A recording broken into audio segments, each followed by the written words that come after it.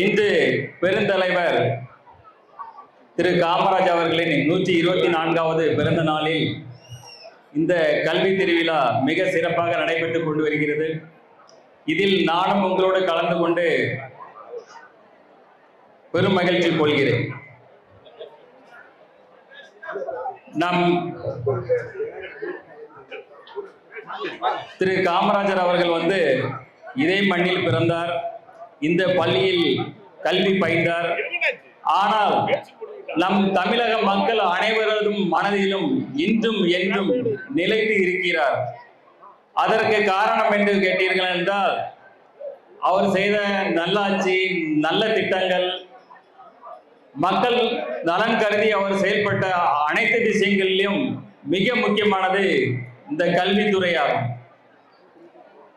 இந்த கல்வித்துறை அவர் ஆட்சி ஏற்ற போது 1954 வெறும் 6% மக்கள் மட்டுமே கல்வி அறிவு கொடுக்கப்படக்கூடிய சூழ்நிலை இருந்தது. ஆனால் அவர் தன் தமிழக மக்கள் அனைவருக்கும் இந்த கல்வியை கொண்டு சேர்க்க வேண்டும் என்று கிராமந்தோறும் பள்ளிகளை உருவாக்க வேண்டும், அதற்கான செயல் திட்டங்களை வகுத்தார். மேலும் அதற்கு வலு சேர்க்கும் வகையில் இலவச கல்வி, மதிய உணவு திட்டம் போன்ற திட்டங்களை அமல்படுத்தி மிக சிறப்பாக செயல்படுத்தி வந்தார். அந்த திட்டங்கள் இன்றும் தொடர்ந்து செயல்பட்டு வந்து கொண்டிருக்கிறது.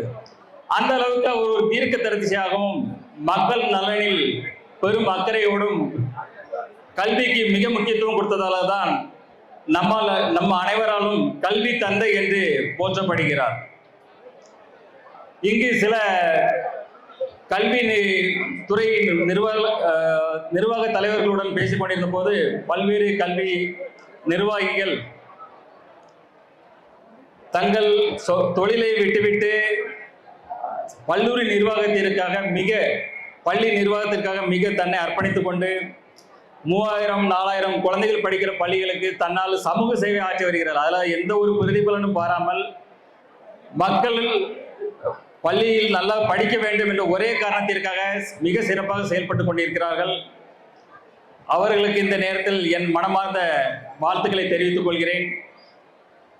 மாணவர்களுக்கு நான் எப்பொழுதும் ஒன்று சொல்வேன், அதாவது நீங்க உங்கள் இலக்கை முதலில் நிர்மாணித்துக் கொள்ளுங்கள்.